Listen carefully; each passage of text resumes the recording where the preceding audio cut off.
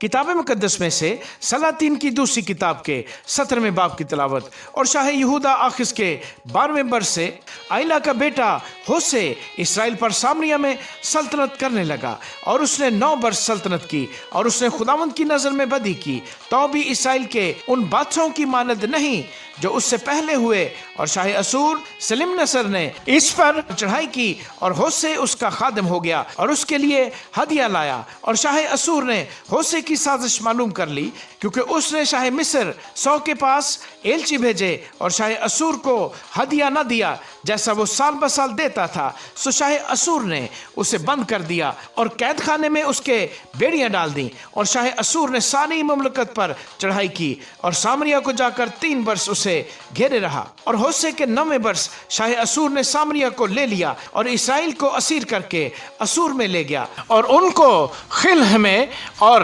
جوزان کی ندی خابور پر اور مادیوں کے شہروں میں بسایا۔ اور یہ اس لیے ہوا کہ بنی اسرائیل نے خداوند اپنے خدا کے خلاف، جس نے ان کو ملک مصر سے نکال کر شاہ مصر فرعون کے ہاتھ سے رہائی دی تھی، گناہ کیا اور غیر معبودوں کا خوف مانا، اور ان قوموں کے آئین پر جن کو خداوند نے بنی اسرائیل کے آگے سے خارج کیا، اور اسرائیل کے بادشاہوں کے آئین پر جو انہوں نے خود بنائے تھے چلتے رہے۔ اور بنی اسرائیل نے خداوند اپنے خدا کے خلاف چھپ کر وہ کام کیے جو بھلے نہ تھے، اور انہوں نے اپنے سب شہروں میں نگہبانوں کے برج سے فصیلدار شہر تک اپنے لیے اونچے مقام بنائے، اور ہر ایک اونچے پہاڑ پر اور ہر ایک ہرے درخت کے نیچے انہوں نے اپنے لیے ستونوں اور یسیرتوں کو نصب کیا، اور وہیں ان سب اونچے مقاموں پر ان قوموں کی مانند جن کو خداوند نے ان کے سامنے سے دفع کیا بخور جلایا، اور خداوند کو غصہ دلانے کے لیے شرارتیں کی اور بتوں کی پرستش کی،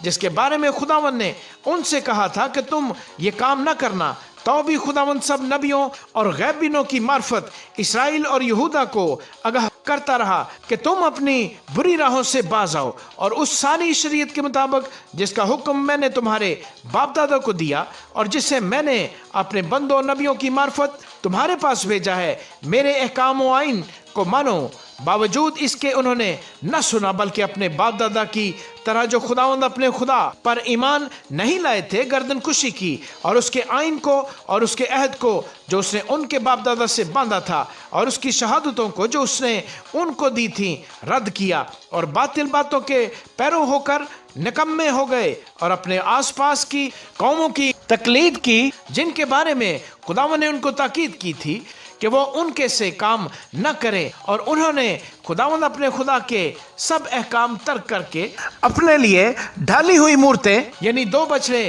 بنا لیے، اور یسیرت تیار کی، اور آسمانی فوج کی پرستش کی، اور بال کو پوجا، اور انہوں نے اپنے بیٹوں اور بیٹیوں کو آگ میں چلوایا، اور فالگیری اور جادوگری سے کام لیا، اور اپنے کو بیچ ڈالا، تاکہ خداوند کی نظر میں بدی کر کے اسے غصہ دلائے۔ اس لیے خداوند اسرائیل سے بہت ناراض ہوا اور اپنی نظر سے ان کو دور کر دیا، سو یہودا کے قبیلے کے سوا اور کوئی نہ چھوٹا، اور یہودا نے بھی خداوند اپنے خدا کے احکام نہ مانے، بلکہ ان آئین پر چلے جن کو اسرائیل نے بنایا تھا۔ تب خداوند نے اسرائیل کی ساری نسل کو رد کیا اور ان کو دکھ دیا، اور ان کو لٹیروں کے ہاتھ میں کر کے آخرکار ان کو اپنی نظر سے دور کر دیا، کیونکہ اس نے اسرائیل کو داؤد کے گھرانے سے جدا کیا، اور انہوں نے نبات کے بیٹے یربعام کو بادشاہ بنایا، اور یربعام نے اسرائیل کو خداوند کی پیروی سے دور ہنکایا اور ان سے بڑا گناہ کرایا، اور بنی اسرائیل ان سب گناہوں کی جو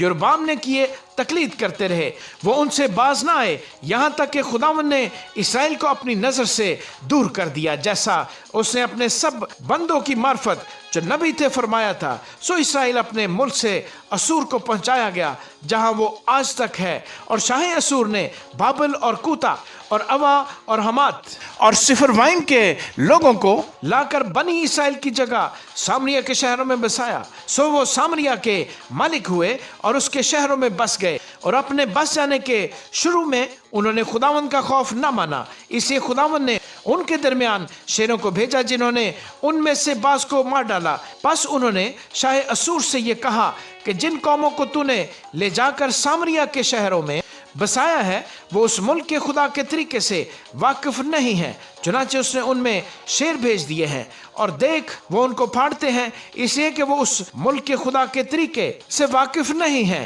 تب اسور کے بادشاہ نے یہ حکم دیا کہ جن کاہنوں کو تم وہاں سے لے آئے ہو ان میں سے ایک کو وہاں لے جاؤ اور وہ جا کر وہیں رہے، اور یہ کاہن ان کو اس ملک کے خدا کا طریقہ سکھائے۔ سو ان کاہنوں میں سے جن کو وہ سامریا سے لے گئے تھے ایک کاہن آ کر بیت ایل میں رہنے لگا اور ان کو سکھایا کہ ان کو خداوند کا خوف کیوں کر ماننا چاہیے۔ اس پر بھی ہر قوم نے اپنے دیوتا بنائے اور ان کو سامریوں کے بنائے ہوئے اونچے مقاموں کے مندروں میں رکھا۔ ہر قوم نے اپنے شہر میں جہاں اس کی سکونت تھی ایسا ہی کیا۔ سو بابلیوں نے سکات بنات کو اور کوتیوں نے نیر گل کو اور ہماتیوں نے اسیما کو اور اوائیوں نے نبھاس اور ترتاق کو بنایا، اور سفرویوں نے اپنے بیٹوں کو ادر ملک اور انت ملک کے لیے جو سفروائن کے دیوتا تھے آگ میں جلایا۔ یوں وہ خداوند سے بھی ڈرتے تھے اور اپنے لیے اونچے مقاموں کے کاہن بھی اپنے ہی میں سے بنا لیے